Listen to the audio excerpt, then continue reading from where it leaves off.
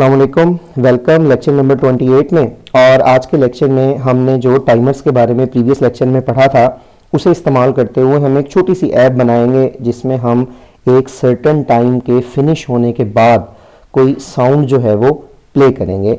जिस तरह अलार्म में होता है कि एक सर्टेन टाइम रीच होता है, वहाँ से आप system date and time get कर सकते हैं। तो हम देखते हैं कि ये काम किस तरह से किया जाएगा।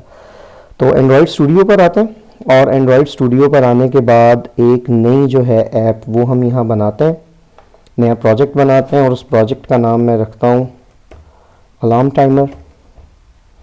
नेक्स्ट, डिफ़ॉल्ट वैल्यूज़ ही यूज़ करेंगे, कोई चेंज नहीं करेंगे। इसे फिनिश करते हैं। इससे हमें बेसिकली ये कोई इतनी ज़्यादा बड़ी ऐप नहीं है, लेकिन इससे आपको एक आइडिया होगा कि किस तरह से आप आफ्टर सर्टेन टाइम कोई चीज़ प्ले कर सकते हैं, इमेजेस डिस्प्ले कर सकते हैं, साउंड प्ले कर सकते हैं। कोई भी चंक ऑफ कोड जो आपके पास मौजूद होता है वो बड़ी आसानी से इस चीज़ के बाद इस्तेमाल किया जा सकता है। तो ऐप लोड होती है तो फिर हम इसकी वर्किंग स्टार्ट करते हैं। ये प्रोजेक्ट लोड हो गया हमारे पास। अब सिंपल मैं करना ये चाहता हूँ कि मैं एक छोटा सा टाइमर लगाता हूँ। वो टाइमर हमारे पास लेट से आप जितनी मर्जी वैल्यू उसकी बढ़ा सकते हैं। मैं कहता हूँ वो 9 सेकंड से स्टार्ट होगा और जैसे ही वो टाइमर हमारे पास मुकम्मल होगा एक साउंड जो है वो प्ले होगी। ये जो डिफ़ॉल्ट टेक्स्ट व्यू है इसे हम ख़त्म करते हैं और ख़ुद एक टेक्स्ट व्यू लगाते हैं। वो टेक्स्ट व्यू लेट से जैसे मैंने यहाँ लगा लिया और जैसे मैंने आपको बताया था कुछ चीज़ों की आईडी आ जाती है, कुछ की नहीं आती है। इसकी आईडी हमारे पास टेक्स्ट व्यू आ रही है, लेकिन मैं इसकी आईडी चेंज करता हूँ और मैं इसकी आईडी बना देता हूँ टाइमर टेक्स्ट व्यू। ये हमारे पास टाइमर टेक्स्ट व्यू हो गया। अब इसकी प्रॉपर्टीज़ में आते हैं और इसका थोड़ा जो है बैकग्राउंड साइज़ वगैरह ये चीज़ें चेंज करते हैं। तो मैं इसका टेक्स्ट साइज़ चेंज करता हूँ। टेक्स्ट साइज़ लेट से 30 SP हम यहाँ करते हैं और मे बी थोड़ा इंक्रीज़ किया जाए तो ज़्यादा अच्छा लगे। 40 SP हमारे पास हो गया इसका साइज़। और फिर इसका जो कलर है टेक्स्ट कलर वो हम चेंज करते हैं और जो टेक्स्ट कलर है उसे मैं यहाँ डार्क ब्लैक कर देता हूँ, क्योंकि थोड़ा सा आप देखते हैं टेक्स्ट व्यू का जो हमारे पास डिफ़ॉल्ट कलर आ रहा होता है वो ग्रेइश सा आ रहा होता है। तो इसे सिंपली ब्लैक किया जा सकता है ताकि हमारे पास अगर वाइट बैकग्राउंड है या कोई लाइट बैकग्राउंड है तो ये ज़्यादा बेहतर तरह से नज़र आए। But it depends on choice, आप अपनी मर्ज़ी से भी ये चीज़ देख सकते हैं। तो यहाँ से हम कलर्स पर क्लिक करते हैं और मैं ये ब्लैक जो है कलर चूज़ कर लेता हूँ। ओके करते हैं, कलर हमारे पास ब्लैक हो गया। और इसका जो बैकग्राउंड है बैकग्राउंड उसे भी थोड़ा सा चेंज करते हैं। कोई भी लाइट कलर हम यहाँ लगा लेते हैं just for sake of something के हमने थोड़ी सी इसमें जो है वो चेंज की है। अदरवाइज़ कोड में जब आप देखेंगे तो एंड्रॉयड में मेथड यूज़ करने का फ़ायदा अक्सर ये है कि बहुत ज़्यादा ऐसा कोड जो आपको कॉम्प्लेक्स लगता है वो ईज़िली हो जाता है। लेट्स से मैं ये हॉलो ब्लू कलर जो है वो इस्तेमाल करता हूँ। थोड़ी सी हम इसकी पैडिंग चेंज कर लेते हैं और ये पैडिंग आ गई और पैडिंग में मैं इसे चेंज करता हूँ और पैडिंग को हम लेट से 10 करते हैं और 15 कर देते हैं। लेट्स जी, ये हमारे पास यहाँ टेक्स्ट व्यू आ गया और इसकी सारी सेटिंग्स हमने यहाँ कर ली। अब हमें इस टेक्स्ट व्यू में फ़िलहाल कोई टेक्स्ट जो है वो नहीं चाहिए। उसकी रीज़न ये है कि हम खुद से यहाँ टाइमर को सेट करवाना चाहते हैं।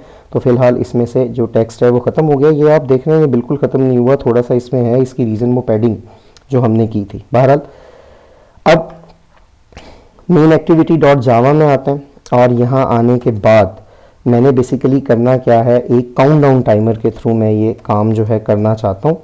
काउंटडाउन टाइमर, और क्योंकि मैं 9 सेकंड्स तक इसे चलाना चाहता हूँ मैं यहाँ 9000 लिखता हूँ और आफ्टर एवरी 1 सेकंड शेड्यूल करना चाहता हूँ तो हम यहाँ 1000 लिखेंगे। फिर एज बिफोर ऑन क्लिक, सबसे पहले ऑन टिक मेथड हम इसका लिखते हैं। ऑन टिक मेथड में होगा ये कि जैसे ही वैल्यू आपके पास चेंज होती है वो वैल्यू हम साथ साथ कहाँ अपडेट करवाते रहेंगे, उस टेक्स्ट व्यू में अपडेट करवाते रहेंगे। तो यहाँ आते हैं, सबसे पहले टेक्स्ट व्यू का ऑब्जेक्ट बनाते हैं और इसे मैं यहाँ भी टाइमर टेक्स्ट व्यू ही कहूँगा। Is equal to type cast करते हैं टेक्स्ट व्यू में find view by ID r.id.timer text view. Simple is that. अब हम यहाँ आते हैं और यहाँ आने के बाद मैं लिखता हूँ timer text view dot set text और इस टेक्स्ट में 0:0 ये तो मैं पहले से सेट करना चाहता हूँ और इसकी साथ वैल्यू एल की। तो आप जानते हैं कि अगर वैल्यू कंकैटिनेट करनी हो तो हम प्लस का साइन इस्तेमाल करते हैं और यहाँ हम लिखते हैं L डिवाइडेड बाय 1000 और L डिवाइडेड बाय 1000 ताकि हमारे पास 1 2 3 की फॉर्म में चीज़ आए। फिर आते हैं यहाँ और ऑन फिनिश मेथड लिखते हैं। ऑन फिनिश में करंटली मैं सिर्फ ये करता हूँ कि timer text view dot set text और इसे हम करते हैं यहाँ 00:00 और यहाँ से हम डॉट स्टार्ट कर देते हैं और इसे एक बार रन करते हैं। एक रिकमेंडेशन है मेरी आप लोगों के लिए कि जब भी आप ऐप डेवलपमेंट करें तो वो स्टेप बाय स्टेप करते हैं। जैसे ये हमने अभी एक स्टेप किया साउंड प्ले नहीं की और साथ ही इसे एग्जीक्यूट करें। एग्जीक्यूट करने का फ़ायदा ये होता है कि अगर इसी में कोई एरर यहाँ ही मौजूद है तो आपको पता लग जाएगा। ऐसा नहीं होगा कि आप पूरी ऐप बना लेते हैं और ऐप बनाने के बाद बंडल ऑफ एरर्स आपके पास आते हैं, फिर आप ढूंढते हैं कि इनमें सोल्यूशन हमें कहाँ से चाहिए। तो जैसे ही आप समझते हैं कि जो ऐप आप बना रहे हैं उसका एक स्टेप कंप्लीट हुआ, फ़ौरन उसे एग्जीक्यूट करें और चेक करें क्या ये वाकई रिक्वायर्ड आउटपुट आपको दे रहा है। इस तरह डिबगिंग आपके लिए आसान हो जाएगी इन केस अगर बाद में आपके पास कोई एरर जो है वो आता है। तो ये हमारे पास जी ऐप लोड हो रही है। लोड होने के बाद हम देखेंगे कि टाइमर यहाँ स्टार्ट हो गया। अच्छा, एक चीज़ आपने नोट की कि टाइमर ना हमारे पास 8 से शुरू हुआ था, हालांकि होना उसे 9 से चाहिए था। रीज़न ये है कि थोड़ा सा टाइम कंज्यूम हो जाता है हमारा ऐप लोड होने में। तो 9 से अगर हम देखना चाहते हैं तो बजाय 9 के मैं इसे यहाँ 91 कर देता हूँ। अब इसे दोबारा से एग्जीक्यूट करते हैं और अब आप देखेंगे कि ये हमारे पास 9 से ही स्टार्ट होगा और अगर नहीं सिस्टम आपका ज़्यादा फास्टली रिस्पॉन्ड कर रहा है आप थोड़ा सा मज़ीद इसे चेंज कर सकते हैं। तो लोडिंग में जो स्टार्ट है वो नहीं होगा और पहले आपके पास ये वैल्यूज़ जो हैं वो आना शुरू हो जाएंगी। तो थोड़ा सा ज़्यादा किया जा सकता है 90। ये देखें अब 9 से हमारे पास ये स्टार्ट हुआ है। खैर ये चीज़ ठीक हो गई। अब नेक्स्ट हमने क्या करना है कि हमने एक साउंड जो है वो प्ले करनी है। अगर आपको याद हो किस तरह से ऑडियो फाइल हम यूज़ करते हैं, इसके लिए ऑडियो फाइल पहले जहाँ उसे इस्तेमाल करते हैं। जैसे मेरे पास ये एक ऑडियो फाइल है, इसे मैं कॉपी करता हूँ।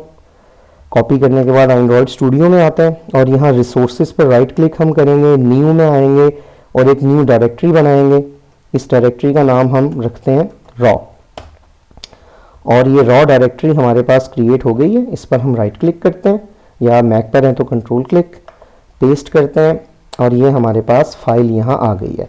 अब जस्ट आपने ये काम करने के लिए क्या करना है कि हम मीडिया प्लेयर का एक ऑब्जेक्ट यहाँ बनाते हैं। तो मैं यहाँ मीडिया प्लेयर, इसका मैं नाम रखता हूँ M player is equal to, यहाँ क्या मेथड हम इस्तेमाल करते थे, media player dot create. Media player dot create और इस क्रिएट में जो चीज़ें दी जाती हैं वो हमारे पास दो चीज़ें दी जाती हैं। पहले हम कॉन्टेक्स्ट देते हैं और कॉन्टेक्स्ट के बाद हम अपनी ऑडियो फाइल का पाथ देते हैं।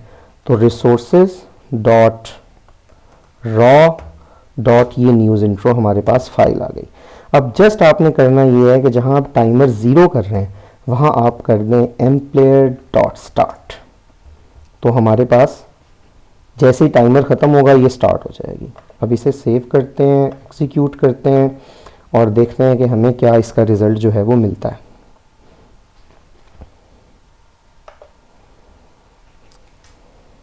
ऐप लोड हो गई। अब हमारे पास ये एग्जीक्यूट हो रही है और जैसे ही टाइमर ख़त्म होगा ऑन फिनिश मेथड चलेगा। ये आई होप माइक के बावजूद आपको आवाज़ आ रही होगी। चलें, अगर कम आवाज़ भी आ रही है तो आप जब खुद से ये काम करेंगे तो आपके लिए ये बेहतर तौर पर साउंड प्ले होगी। तो इस तरह से हम एक छोटा सा स्केच देख सकते हैं कि आफ्टर सर्टेन टाइम आप कोई साउंड प्ले कर रहे हैं और नेक्स्ट लेक्चर में हम ये देखेंगे कि साउंड के अलावा इमेज अपीयर करना या इस तरह का सिलसिला भी कैसे किया जा सकता है। तो ये एक इस्तेमाल है टाइमर्स का, आप खुद से भी कोई यूज़ इसका कर सकते हैं। See you in the next lecture इंशाल्लाह।